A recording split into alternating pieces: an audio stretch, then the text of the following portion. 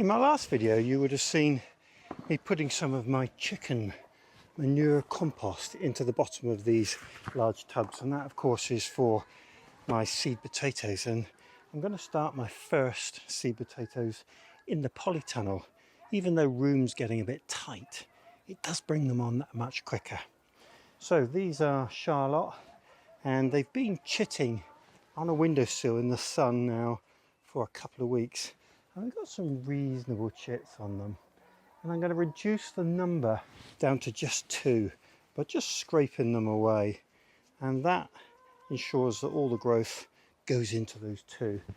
And in terms of these barrels, I'm just going to put 3 of these into each barrel, and that'll be sufficient in my experience to get a reasonable crop. And you put them in so that the chits are facing up. Going to remove all the extras off here. There's a big cluster on the top of this one, so that's going to go in on its own. So that's 3 potatoes in there, and on top of that is going to go my recycled potato compost.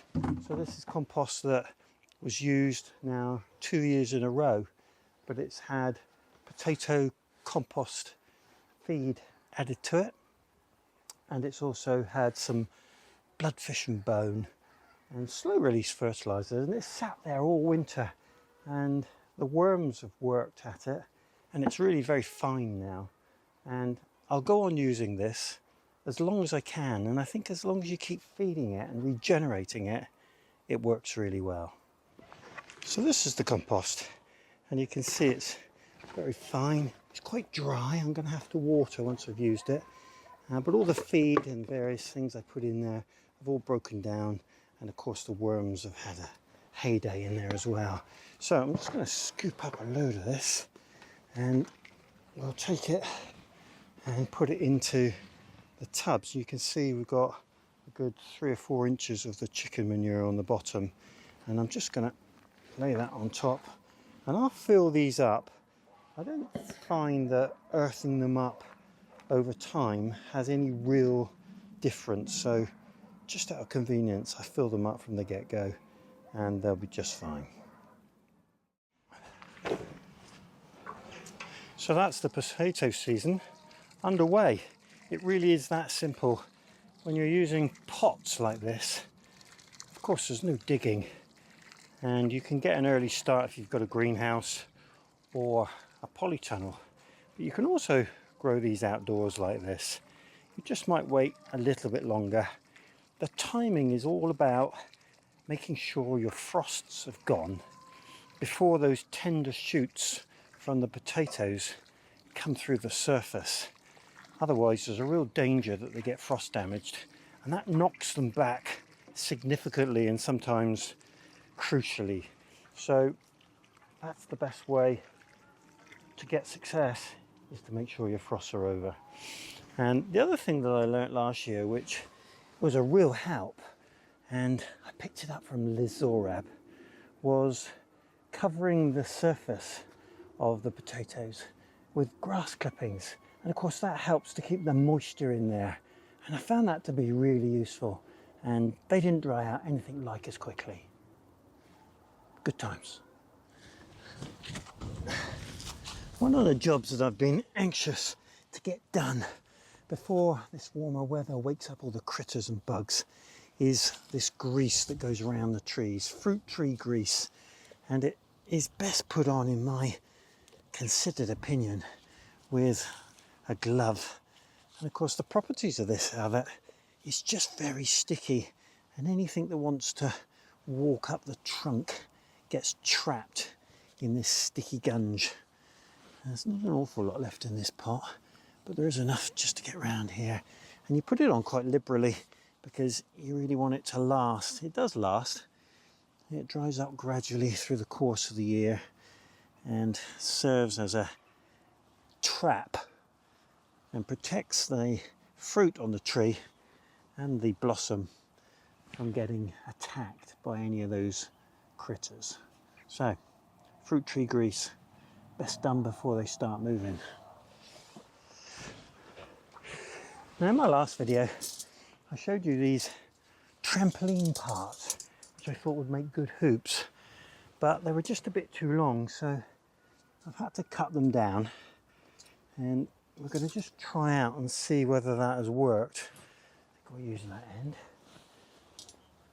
Now I am short of the little screws that tighten down, but this should demonstrate how they work, and I think that's going to be the right length.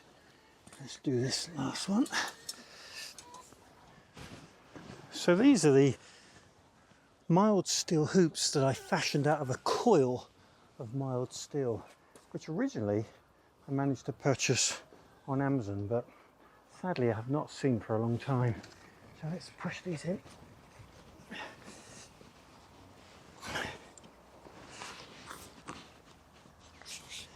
And you've got to say that works just as well.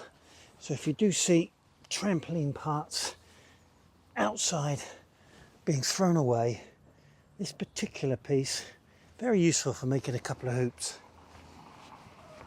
Oh yes, absolutely glorious in the polytunnel. Outside, chilly wind, but once you're working it's okay. So I looked at my seeds today for April. We're approaching the end of March now, and April's quite a busy sowing month. Squashes and cucumbers, courgettes, quite a few of those summer warmer loving plants, and a few flowers.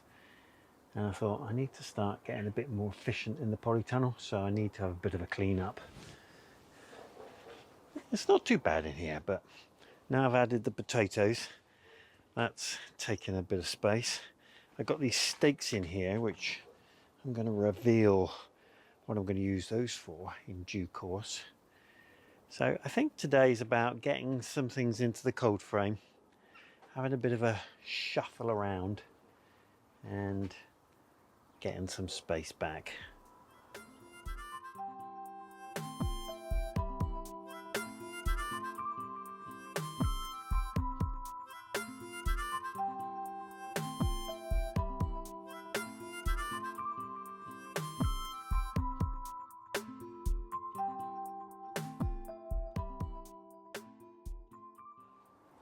Well, I mentioned a few videos back that I'd received some nice gifts for my birthday. I'm going to share one with you today. A little while back now I showed you this, which is coir, and it came in a block like that, and then you add water to it and it expands dramatically to this sort of level. And people are using coir more and more in place of peat because of the obvious environmental impact of harvesting peat continuously. But I'm going to use this along with these Chinese takeaway containers. I'm going to use a little bit of super strength seaweed extract.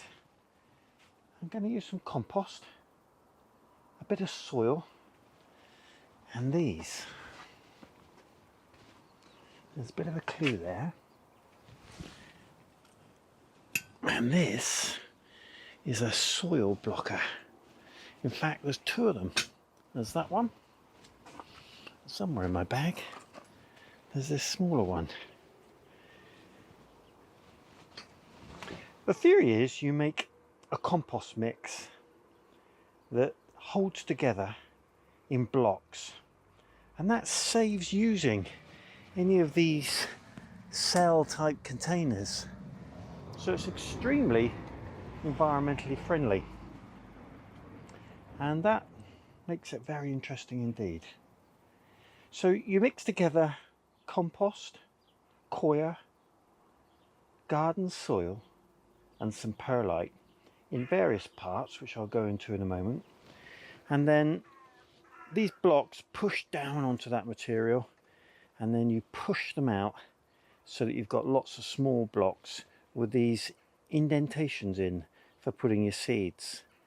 And those small blocks very cleverly fit perfectly into big blocks, and you can change the shape of that tool on the end of these blocks so that it's square. In fact, exactly the same size as these small ones. And then when the seeds have germinated, you pop those into this block. That's the theory, and I'm going to put it into practice, hopefully. I can see some real challenges ahead. What to put them into, how to water them, and just how successful they are. One of the big advantages, of course, is that if you're doing all these small blocks and some of them don't germinate, then you just disregard those and use the ones that have germinated. Right, I'm going to mix up the soil block mix first. That seems to be the best first step. Well, I found no end of different potting mix or soil block mixes for this purpose, and each of them had their own merits and justifications. But I landed on this one. It's a starting point. So this is 2 parts of perlite, 1 part of garden soil, which has been put through the sieve, and it came from the molehills, so it's good stuff. Of course, there's a risk of seeds and disease in this, but it seems to be an integral part of this, so I'm going to try it. 3 parts of normal compost, and I've put this through the sieve as well, just to give it the same sort of consistency as everything else. And then we need 2 parts of coir, and that's the coir that I've been preparing. Now, I've been using this jug as the measure, and when it says part, it really doesn't matter what you use, as long as if it says 2, you use 2 of these, and if it says 3, you use 3 of these. So you can make as much or as little as you want, and this is a good starting point. It's going to make a fair amount, and I'm going to make some of the small blocks and I'm going to make some of the large blocks. I'll show you what I'm doing and why.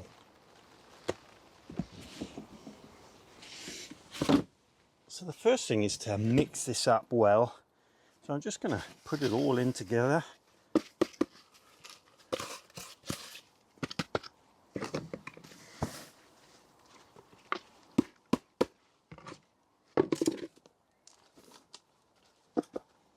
And give it a good thorough mix.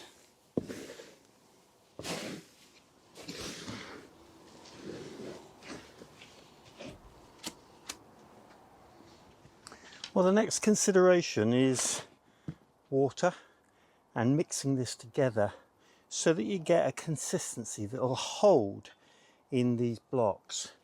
And from what I can gather, it needs to be a bit on the wet side.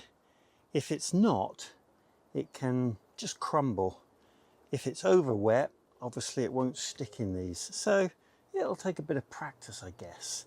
But I'm going to add water to this and see if I can get it to that malleable, really damp consistency.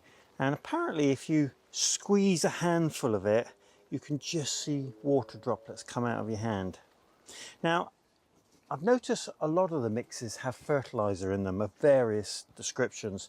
So I'm going to put into the water some super strength seaweed extract, and that's just going to add a little bit more goodness to this mix. There's obviously some goodness in that potting compost that I added, and maybe a little in the soil, but not a lot else. There isn't much in the coir, that's for sure, and of course nothing in the perlite. So a bit of this into my water, and then I'll start mixing it up. Right, here we go, mud pies. That seems like quite a lot to start with. Let's push that around and see how we get on. It's surprising how quickly that moisture is soaked up by this soil. Now you're going to put this container that you're going to push down onto something firm. So I've chosen a spot directly over the legs of my bench so that when I push down, I'm not going to cause any problems. Right, let's squeeze this. Yep, I can certainly get moisture out of it. So I certainly can't add any more water. I don't think I'm going to be able to take any away. So that's the mix. Ooh. All right, mud pie. Okay, next step. Now, when you make these soil blocks, you need somewhere to put them. And there are a number of trays that I've researched and various things on the market for the purpose. But it depends how you're going to water them. A lot of people are putting them on trays and just watering the trays so that the water runs round the blocks. And then there are other people that are using trays with holes in and then immersing that into another tray to water the blocks and then pull it out. Now, I favoured that method. Now, I didn't have any of those trays, but what I did have is the trays that went in the wormery, which seemed to serve exactly that purpose. So I'm going to put my blocks into this as I make them, and we'll try that. And then these can be immersed into the water. Now, when it comes to the smaller blocks, again, there's lots of different methods, but I seem to favour this one, which is to put the small blocks into a takeaway container and then put the lid on it. And of course, that makes sure that the moisture stays in what is a translucent pot, and hopefully that will aid the germination. So they're the two methods that I'm going to use, and it's no good. I can't put off any longer the block making. Here goes. It occurs to me that you really need a container that's going to take multiples of the footprint of these block makers, and of course this one will only go in about 2/3, and then you can't put another set next to it, so that's not ideal, but that's what I've got, so that's what I'm going to use. And then with this one, it'd be interesting to see how many of those go across. It's clearly not going to be 2, but I can probably work my way across and then do some that way, and I'll probably end up with a gap down in this corner. I will come to the bigger ones in a minute. I'm going to kick off with these smaller ones and see if I can make blocks. Okay, here goes. Now the method is to load these squares, and they suggest that you push down using the bar but not the spring and rock it, and then have another go and rock it, and you need to get through to the base, and then you can take off anything that's excess like so. And then the idea is that you pull on this handle and it leaves you lots of perfect blocks. Let's see. Well, I have to say, I'm relatively impressed with that. And they've all got the tiny little divots in for putting the seed in. So I'm going to do 2 of those. Let's have another go.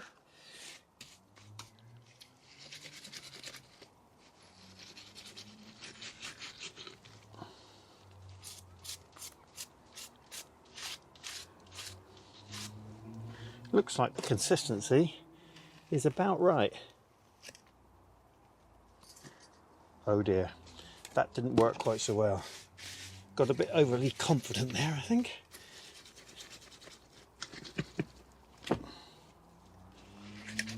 Maybe the consistency isn't particularly good. Let's see.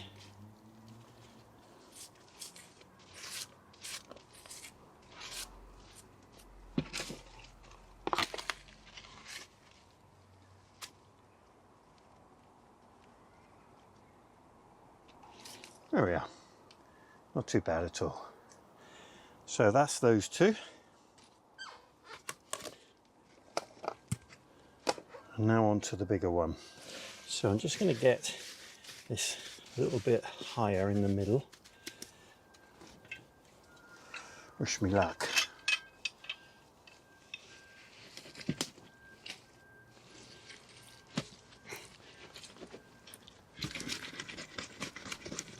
Now, apparently water coming up through the surface of the blocks in this little bit of a block maker is a good thing.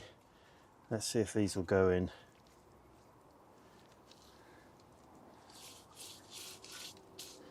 I might just load that one with a little bit more. Moment of truth.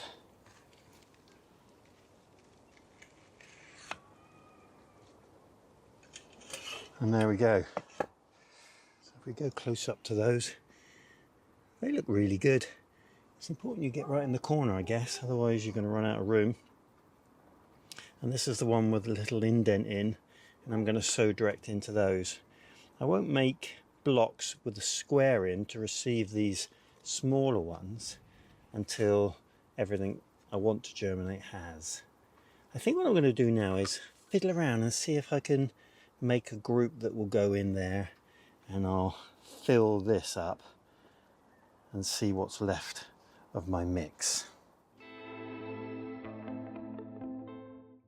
Well, that was quite a steep learning curve, and trying to add more to these batches was a real fiddle. And I think my mix, I added too much water. I guess it's that sort of learning curve, but that'll dry out a little bit more and I'll be able to use it. It's a lot easier making the bigger blocks than it is the smaller ones in my experience, and I'm not going to try moving 4 blocks into there. I think I'm just going to live with that. I might have another go at making these, because I noticed on my second go round I made some that were taller, and I think what happens is you end up pushing down on the spring a little, and when you're pushing down onto the mix you've just got to use this bar and make sure you don't push down, otherwise you end up with a shallow block. So lots to learn, but great fun. And I think I'll have another bash at these, and then I can get on to sowing some seeds into these soil blocks. First ever soil block sowing then. I'm going to do blocks of 8 because there's 4 blocks of 8 in there. I'm going to put some broccoli green heading, some 7 Hills Brussels sprouts, some quick heading broccoli, and into these I'm going to do 1 celeriac, which I think will be quite challenging, and 1 coriander, and we'll just see how these work. And if they come through, then I might do just a few more of 1 or 2 of these, but it'll be great to see what happens. So let's sow.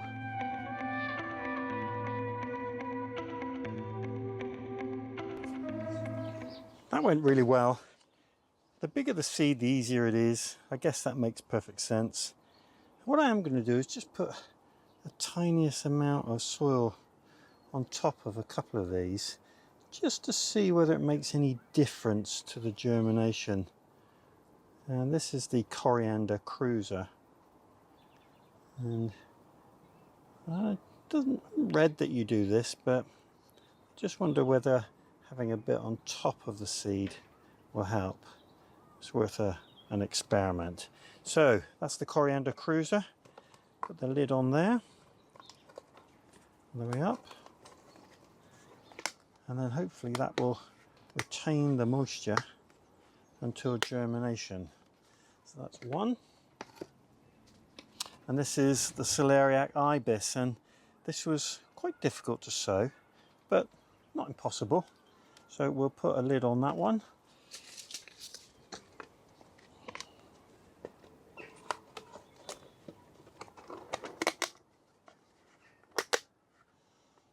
Okay, and then these, I ended up adding some flower seeds to this because there was 4 blocks.